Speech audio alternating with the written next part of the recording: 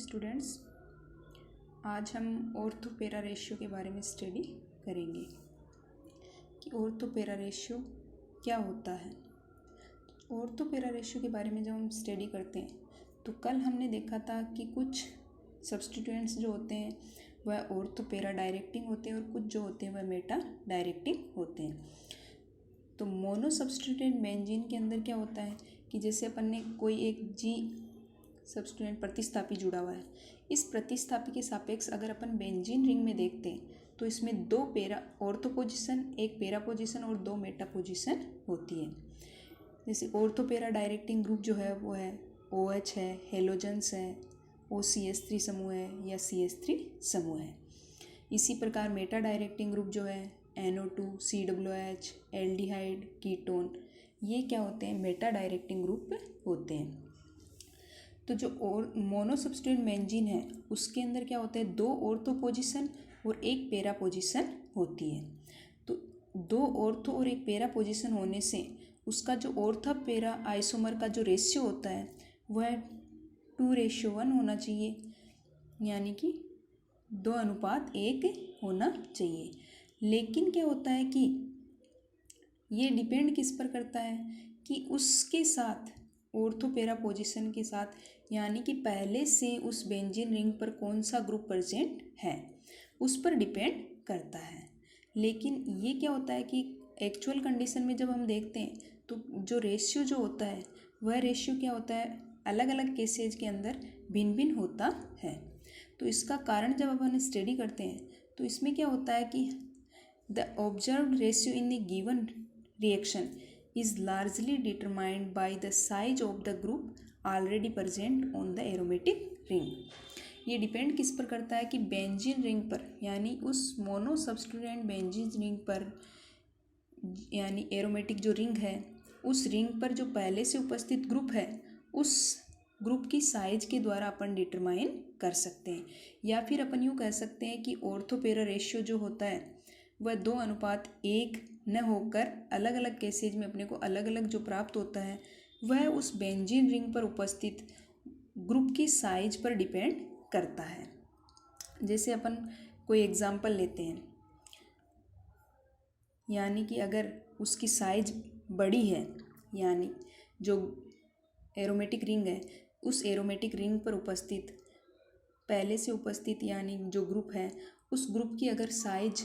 बड़ी होगी, larger size होगी, तो उसमें क्या होगा कि जो ऑर्थो आइसोमर होगा वह स्मॉलर अमाउंट के अंदर बनता है। या फिर अपन यूँ कह सकते हैं कि अगर उसकी साइज छोटी है तो ऑर्थो आइसोमर की अमाउंट अपने को क्या मिलती है, ज़्यादा मिलती है। तो यानी अपन यूँ कह सकते हैं कि उसकी साइज पर डिपेंड करता है। फॉर एग्ज़ाम्पल, जैसे अपन एग्ज़ाम्पल लेते हैं कि नाइट्रेशन का, यानी कि मोनो सब्स्टिट्यूएंट बेंजीन है उसका अपन नाइट्रेशन करवाते हैं। और मोनो सब्स्टिट्यूएंट बेंजीन जो है अपने पास है टोलुइन है, दूसरी है एथिल बेंजीन है, तीसरी आइसोप्रोपिल बेंजीन है और चौथी है टर्सरी ब्यूटिल बेंजीन। इन चारों का जब अपन नाइट्रेशन करवाते हैं तो नाइट्रेशन में जो अपने को ऑर्थो पैरा रेशियो जो प्राप्त होता है वह क्या होता है कि धीरे धीरे जैसे जैसे टोलुइन से टर्सरी ब्यूटिल बेंजीन की तरफ जाते हैं तो उसमें क्या होता है कि नाइट्रेशन में कमी आती जाती है और ऑर्थो आइसोमर या ऑर्थो पैरा रेशियो जो होता है वह डिक्रीज होता है। इसमें डिक्रीज होने के जो कारण जो है वो है कि इस बेंजीन रिंग पर, यानी कि जो एल्किल समूह होता है उस एल्किल समूह की साइज बढ़ती जाती है। यानी टोलुइन में CH3 समूह है, इसी प्रकार इसमें एथिल समूह आ जाता है, इसमें आइसोप्रोपिल और नेक्स्ट में टर्सरी ब्यूटिल ग्रुप। तो उसकी ग्रुप की साइज बढ़ने से उसकी ऑर्थो पैरा रेशियो क्या होता है, डिक्रीज होता है। इवन द साइज ऑफ, एक कारण तो होता है कि उस मोनो सब्स्टिट्यूएंट बेंजीन पर जो पहले से प्रतिस्थापी उपस्थित होता है उसकी साइज पर। नेक्स्ट रीजन हो सकता है कि उस मोनो सब्स्टिट्यूएंट बेंजीन से जुड़ने वाले ग्रुप की साइज पर, यानी कि जो इनकमिंग ग्रुप होगा वह इनकमिंग ग्रुप की जो साइज होती है वह भी ऑर्थो पैरा रेशियो को प्रभावित करती है। यानी कि अगर इनकमिंग ग्रुप की साइज बड़ी है तो वह क्या होगी, ऑर्थो आइसोमर जो होगा वह स्मॉलर अमाउंट के अंदर प्राप्त होता है। जैसे अपन एग्जाम्पल लेते हैं कि टर्सरी ब्यूटिल बेंजीन है, उस टर्सरी ब्यूटिल बेंजीन का अगर क्लोरीनेशन और ब्रोमिनेशन करवाते हैं तो क्लोरीनेशन यानी कि अपने पास टर्सरी ब्यूटिल दोनों में सेम है, एक का अपन क्लोरीनेशन करवाते हैं और दूसरे का ब्रोमिनेशन। तो ये क्या करता है, इस क्लोरीन और ब्रोमीन की साइज़ पर डिपेंड करता है कि इनकी यानी अब इनकमिंग ग्रुप ब्रोमीन या फिर क्लोरीन होगा, तो इनकी साइज़ पर डिपेंड करेगा। तो क्लोरीन और ब्रोमीन की जब साइज़ की बात करते हैं तो इसमें क्या होता है कि क्लोरीन की साइज़ जो होती है वह ब्रोमीन की साइज़ से छोटी होती है। तो इसमें तो क्या होता है कि जब अपन क्लोरीनेशन करवाते हैं टर्सरी ब्यूटिल बेंजीन का, तो इसमें तो कंसिडरेबल अमाउंट के अंदर अपने को ऑर्थोक्लोरो डेरिवेटिव बनता है। लेकिन जब टर्सरी ब्यूटिल बेंजीन का अपन ब्रोमिनेशन करवाते हैं तो उसमें क्या होता है कि जो ऑर्थोब्रोमो डेरिवेटिव होता है वह नेग्लिजिबल अमाउंट के अंदर न के बराबर प्राप्त होता है। तो इसका रीजन जो है वह इनकी साइज, यानी कि पहले जो मोनोसब्स्टिट्यूटेड बेंजीन है उसकी साइज सेम है, दोनों में समान है, लेकिन इनकमिंग जो ग्रुप होता है उसकी साइज अलग अलग होने की वजह से क्लोरीनेशन में तो अपने को कुछ मात्रा में प्राप्त होता है, लेकिन ब्रोमिनेशन में ऑर्थोब्रोमो डेरिवेटिव होता है वह नेग्लिजिबल अमाउंट के अंदर अपने को प्राप्त होता है या न के बराबर उसकी मात्रा प्राप्त होती है। तो इन दोनों से ये तो क्लियर होता है कि अगर बिगर ग्रुप है यानी जो कि उसके अंदर कंपाउंड में ऑलरेडी प्रेजेंट है,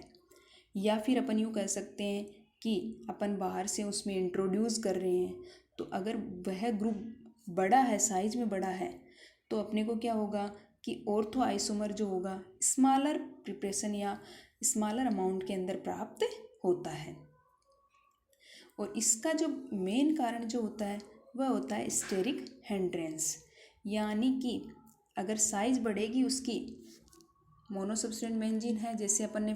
पहले देखा था कि टोलुइन से अपन इसकी तरफ जा रहे हैं टर्सरी ब्यूटिल बेंजीन की तरफ, तो जैसे जैसे अपन टोलुइन से टर्सरी ब्यूटिल बेंजीन की तरफ जाते हैं तो उसमें क्या होता है कि उस ग्रुप की मोनोसब्स्टिट्यूटेंट जो ग्रुप है जो पहले से उस पर उपस्थित है बेंजीन पर, उसकी साइज में क्या होती जाती है, वृद्धि होती जाती है, जिससे क्या होगा जब जो इनकमिंग ग्रुप होगा वह क्या होगा, वह आसानी से उस पर ऑर्थो पोजीशन पे नहीं जुड़ पाता है, क्योंकि साइज बड़ी होने से उसमें क्या आ जाती है, त्रिविमीय बाधा उत्पन्न हो जाती है या फिर उसमें स्टेरिक हिंड्रेंस आ जाती है, जिसकी वजह से क्या होता है कि इस स्टेरिक हिंड्रेंस की वजह से वह उसकी ऑर्थो पोजीशन पे न जुड़कर पेरा पोजीशन पे जुड़ता है। तो इन दोनों का कारण, मेन कारण क्या होता है कि स्टेरिक हिंड्रेंस की वजह से ऑर्थो आइसोमर जो होता है वह स्मॉल अमाउंट के अंदर अपने को प्राप्त होता है। इसी प्रकार जैसे अपन ने टर्सरी ब्यूटिल बेंजीन का क्लोरीनेशन और ब्रोमिनेशन करवाया, तो इसमें क्या था कि क्लोरीन की साइज़ तो छोटी थी, जिससे क्या होगा कि वह उसके टर्सरी ब्यूटिल बेंजीन की ऑर्थो पोजीशन पे जुड़ जाती है, लेकिन ब्रोमीन की साइज़ बड़ी होने से और टर्सरी ब्यूटिल समूह जो बड़ा है, तो इन दोनों की साइज़ में लार्ज होने की वजह से इनमें स्टेरिक हिंड्रेंस आ जाती है, जिसकी वजह से क्या होता है कि जो ऑर्थोब्रोमो डेरिवेटिव होता है वह नेग्लिजिबल अमाउंट के अंदर अपने को प्राप्त होता है। तो ऑर्थो पेरा जो रेशियो होता है वह इन दो कारणों से, एक तो यानी पहले से बेंजीन रिंग पर उपस्थित प्रतिस्थापी की साइज, और दूसरी जो है कारण है वो है कि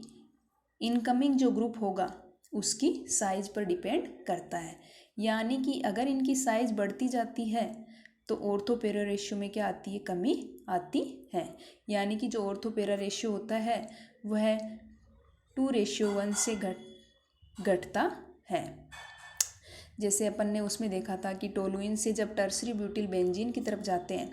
तो ऑर्थोपेरा रेशियो में क्या आती जाती है, कमी आती जाती है, क्योंकि उसमें क्या है, जो पहले से उपस्थित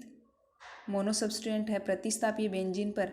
उसकी साइज में क्या हो रही है, वृद्धि होती जाती है, जिसके कारण क्या होता है, टोलुइन का जो ऑर्थोपेरा रेशियो होता है वो 1.5, एथिल बेंजीन में जो होता है 0.95, और आइसोप्रोपिल बेंजीन के अंदर 0.5, और टर्सरी ब्यूटिल बेंजीन में जो होता है वह 0.25 होता है।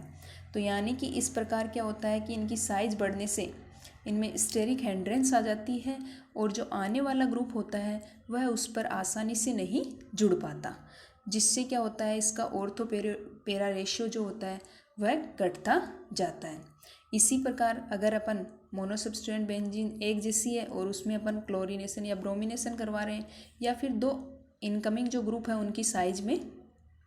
डिफरेंस है या अंतर है, तो जिसकी साइज बड़ी होगी उसका ऑर्थो पेरा रेशियो कम होता है और जिसकी साइज छोटी होती है उसका ऑर्थो पेरा रेशियो ज़्यादा होता है। तो जब इन दोनों की बात करते हैं अपन तो इसमें क्या होता है, इसका ऑर्थो पेरा रेशियो इसके बजाय ज़्यादा होता है।